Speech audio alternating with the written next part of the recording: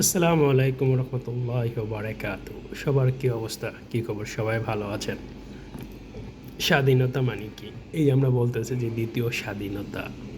ভাই, স্বাধীনতা মানে এটা না মহল্লা থেকে আওয়ামী লীগের নেতাদের দাপট কমে যাওয়া। স্বাধীনতা এটা মানি না মানে বিএনপি প্রকাশ্যে কথা বলা। স্বাধীনতা মানে এটা না ওয়াজের অনুমতি ছাড়া ওয়াজ করা।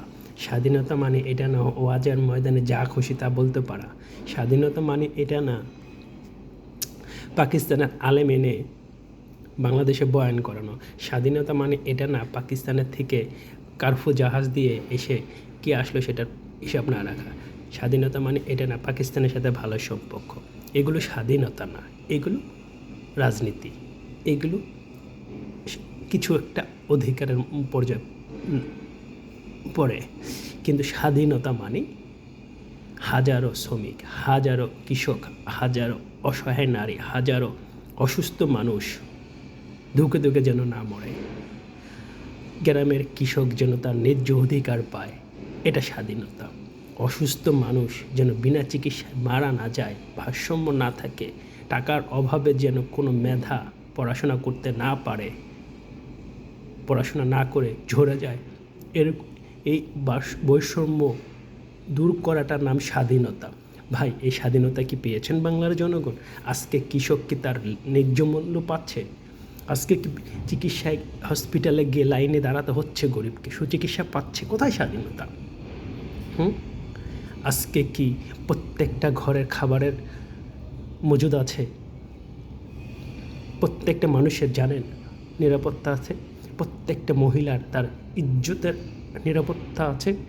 তাহলে স্বাধীনতা মানে শুধু কিছু সংখ্যক মানুষের কথা বলা, ফেসবুকে পোস্ট করা, পাকিস্তান থেকে একটা কন্টেনার ঢোকা, একজন আলেম এসে বাংলাদেশে বয়ান করা, ওয়াজের মাঠে কিছু কথা বলতে পারা, আজ এই ডক্টর ইউনূসের বিরুদ্ধে কিছু কথা বলতে পাওয়া, এটার নাম স্বাধীনতা নয়। কিছু সংখ্যক শহীদদের আওয়ামী লীগকে তাড়িয়ে দেওয়া, এর নাম স্বাধীনতা নয়। বঙ্গবন্ধুর মূর্তি ভেঙে গুঁড়িয়ে দেওয়া, এর নাম স্বাধীনতা নয়।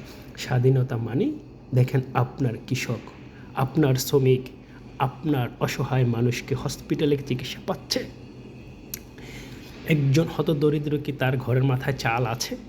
একজন মেধা কি তার অর্থের জন্য তার যোগ্যতা স্তরে চাকরি পাচ্ছে? এই বৈষম্য যেদিন তৈরি হবে, দূর হবে, সেদিন বাংলাদেশ স্বাধীন হবে। এর আগে বাংলাদেশ স্বাধীন নয়। আপনারা যেটাকে স্বাধীনতা মনে করতেছেন, এটা স্বাধীনতা নয়।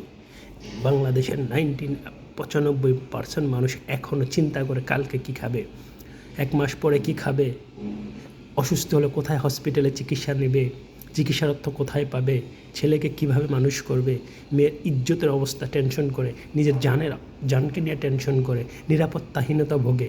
এটা স্বাধীনতা নয়। 95% মানুষ এই টেনশন আছে যে আগামী কালকে, পরশু দিন, 10 দিন পরে কী খাবে, টাকা পাবে কোথায়, ব্যবসার অবস্থা কী, ঘরে চাল নাই। এটার নাম স্বাধীনতা না ভাই। এগুলো হলো কিছু সংখ্যক মানুষের অর্থের দিয়ে মানুষকে বোকা বানানো। তো মৌলিক স্বাধীনতা যেদিনই আসবে, যেদিন ইসলাম ক্ষমতা আসবে, ইসলামিক নৈতিকবান লোকগুলো আসবে, এই বৈষম্য দূর হয়ে যাবে। মানুষ যেদিন এইভাবে টেনশন করবে না, সেদিন বাংলাদেশ অরিজিনাল স্বাধীন হবে, এর আগে হবে না। আর একমাত্র ইসলাম ছাড়া এই স্বাধীনতা কেউ দিতে পারবে না, মুক্তি কেউ দিতে পারবে না।